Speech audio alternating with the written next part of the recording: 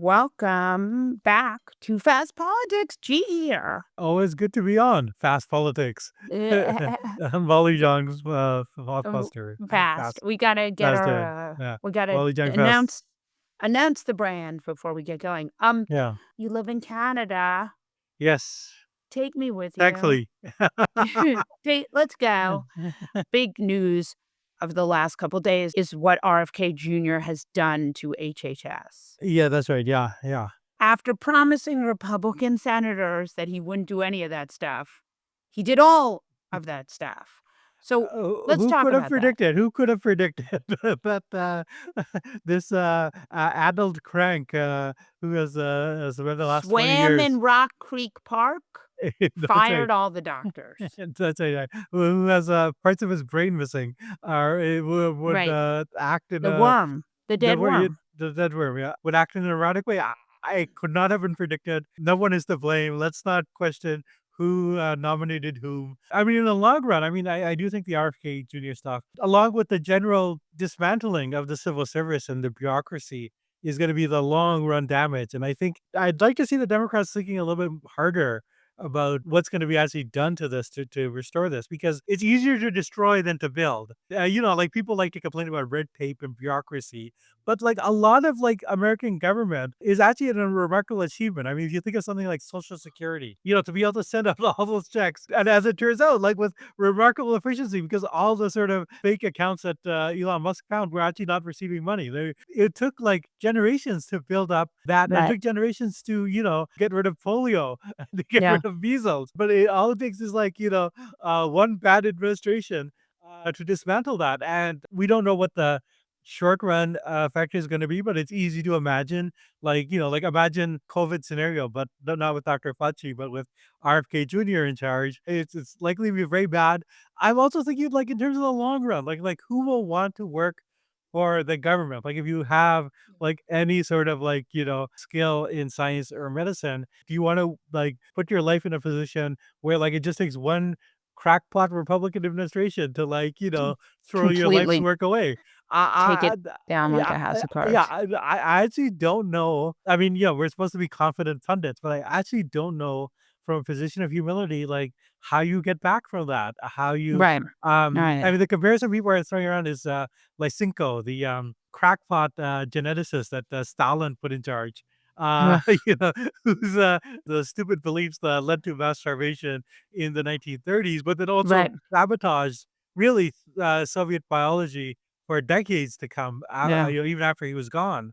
And I do actually see a kind of similar scenario. I'll add another proviso, which is like one has to think and all these things in terms of like globally. The New York Times had a very good article, very interesting article about how China is like at the cusp of takeoff in terms of medical research and Yeah. biomedical research. Yeah. That they have a critical mass of scientists, they have the investment, and they have a state that is very interested in this. And they already Yeah. had some real achievements in terms of their own COVID vaccine and other things. But We better uh, hope that China is doing that because, like, I yeah, yeah, no, I understand that mean, from a competitive aspect, yeah, it's yeah, like, well, China's eating our lunch and China is the biggest yeah, enemy that the United States has, and we're just putting ourselves yeah. back and back and back.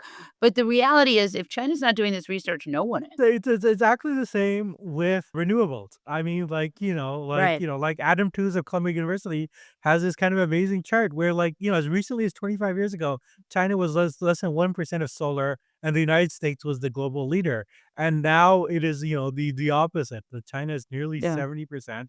Yeah, And on because things it's like electric cheaper. vehicles, It's just cheaper. cheaper. Yeah. It's like that's what Uh, we're a country that's very stupid. Like, we yeah. subsidize oil and gas, and we don't subsidize media. We don't subsidize newspapers. We don't subsidize local news. We don't subsidize, anything that seems like it might make us smarter. Well, we do have people who subsidize that, which is people like Peter Thiel and Right. They Rupert subsidize it Murdoch for the right. for the Yes. exactly for the wrong reasons and prefer For in power. damaging ways. And the New York Times, I mean, like again, had a kind of basically look at the United States and China in terms of science, and these are two countries that have made two different bets.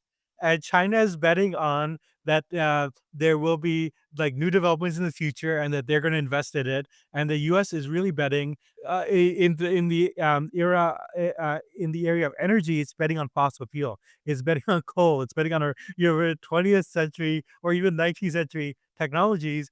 And in the area of medicine, it's investing in quack stuff. It's investing Right. in RFK Jr., who I'm sorry, has deranged ideas. Yeah, I think that this is like kind of like a really serious problem, and I don't even know like where to begin. Like it feels like it goes like well beyond like sort of Trump, and Trump in this sense has always been a symptom. I mean, it is more about a country where because of inequality and poor education, you just don't have a public that has been taught the value of science and is very like the villagers in a Frankenstein movie.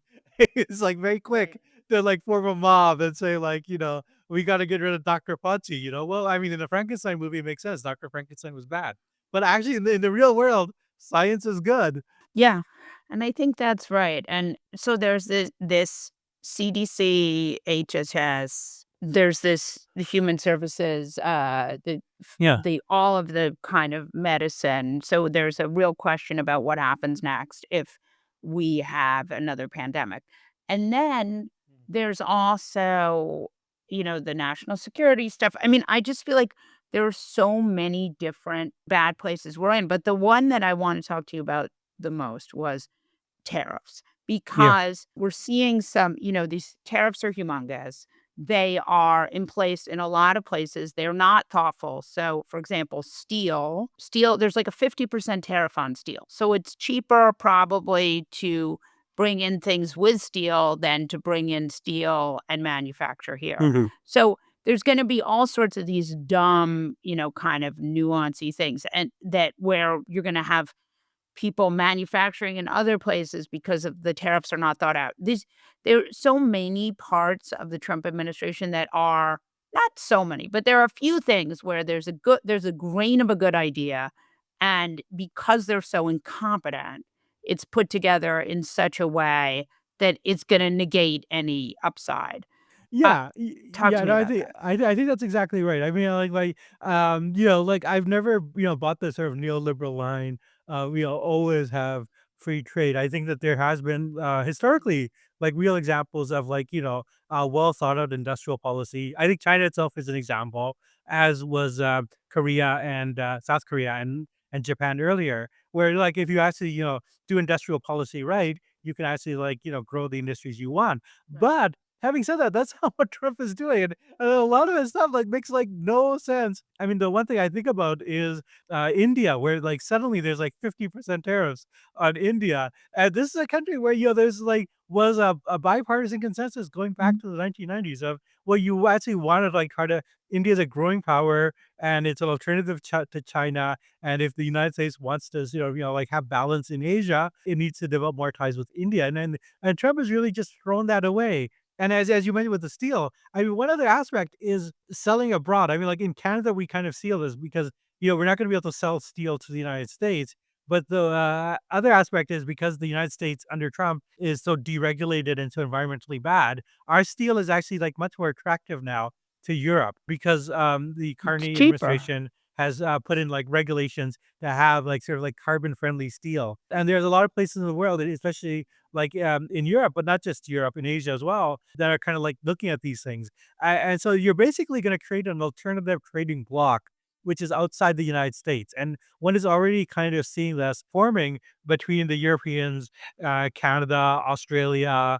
You look at countries like, India, which is like, has real conflicts with China. Fought a Mhm. war, a border conflict with China just 5 years ago, but which is now like, looking to China as a trade alternative. So But basically, what the tariffs walls do is like if there's going to be the U.S. is a fortress U.S., well, the rest of the world will just find ways to trade with each other. the thing about the tariffs is, like, that is actually kind of a liberal policy, right?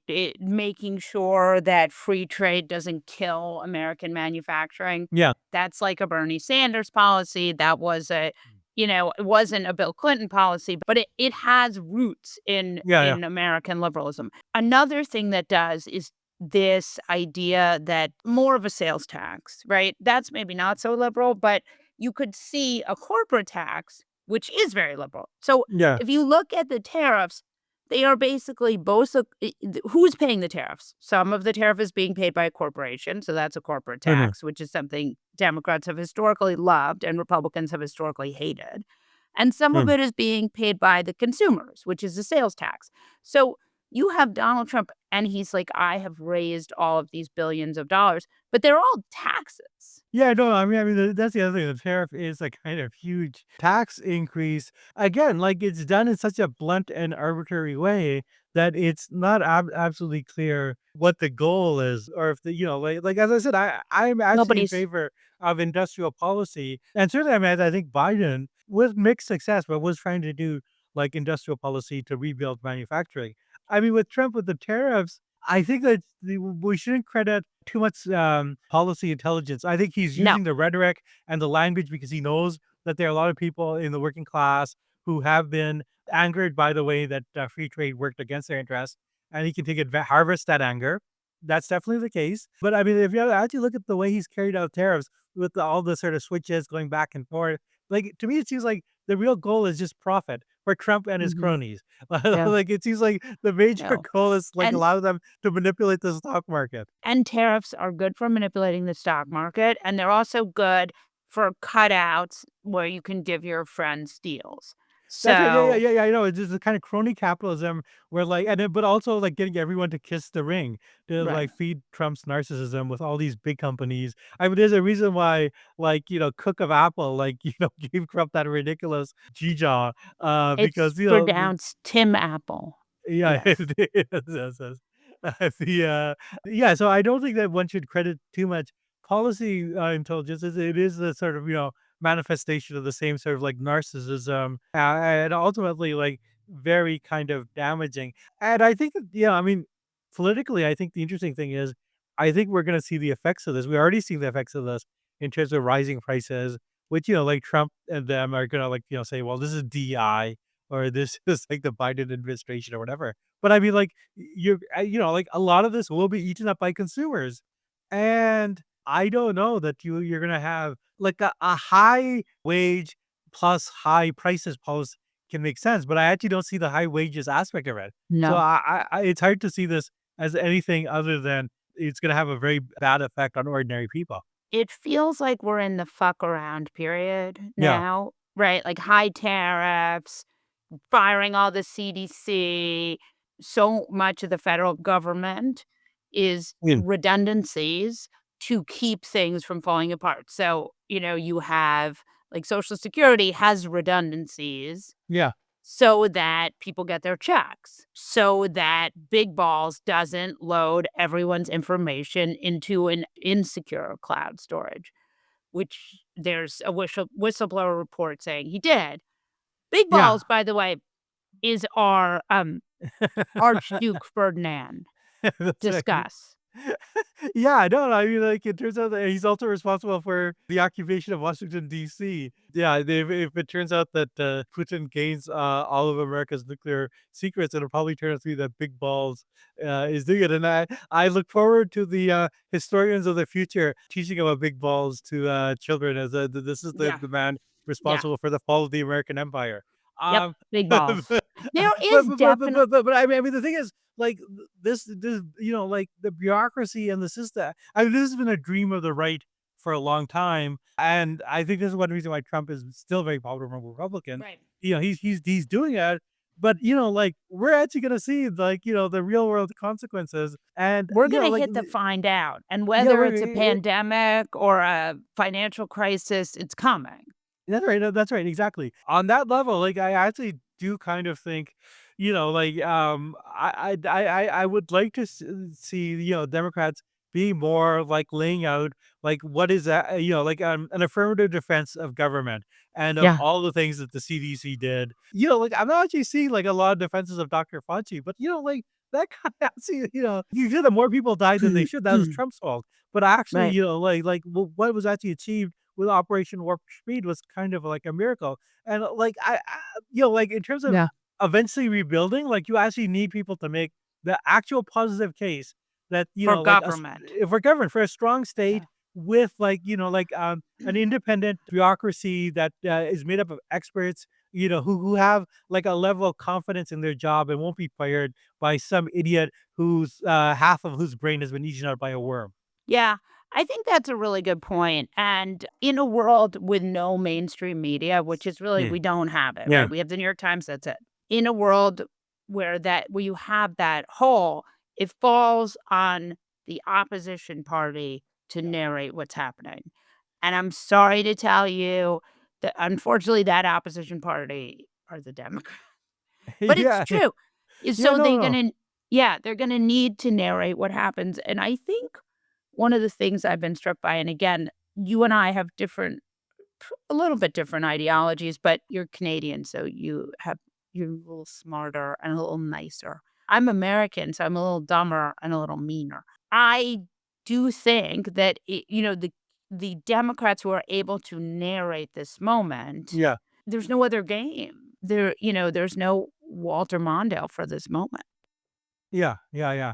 No, no, I think that's exactly right. Like, I actually do think, narrating the game, and actually, I think talking about like, the long term damages. I think people sense this. I think that, like you see the sort of, Bernie and AOC rallies, but you also see the protests, like, the CDC. There's a lot of people that came out, to cheer on the fired workers out in Atlanta. I think people have like a basic level of understanding of like, that we actually rely on these people, and I Yeah. think that this would actually be like a good message. And it's a more, in some ways, the one advantage of this message is it's a more positive message than just talking about how bad Trump is. Because honestly, we've known this for 10 years. And for some of us, like myself, like I've hated Trump since the 1980s. Like I remember this Yeah. guy from Central Park, You the ad he can't took out. So like Yeah.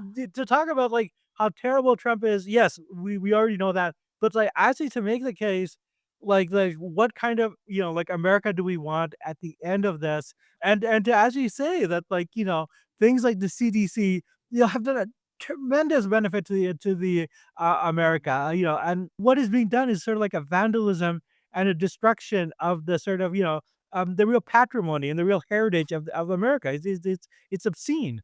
You can't just be against things. Yeah, yeah. You have to be for something. That's right. No, you have to actually say what these institutions do and why we need them. That's the kind of missing component. One is hearing some of this, but I would actually like to see a more square, a defense of all these institutions. Because I got to tell you, like at the end of the day, they're gonna have to be rebuilt at some point. Like Yeah. like there's gonna be some. We don't know what the disaster that's coming is gonna be, but there will be something really bad. And um, at the end of it, like unless you have an alternative narrative, what is gonna happen is that, like, if there's, like, a financial meltdown or a plague, Trump and those guys will say, "Well, it's Mhm. DEI," Yep. or, it's Yep, like the yep, yep. Biden appointees. You actually have to, like, actually, have something in Mm. place so that people understand, have a mental roadmap of what's happening in the world, and I think that's the crucial political agenda for this moment. Jeet Heer, will you come back? Of course, I love being on this program.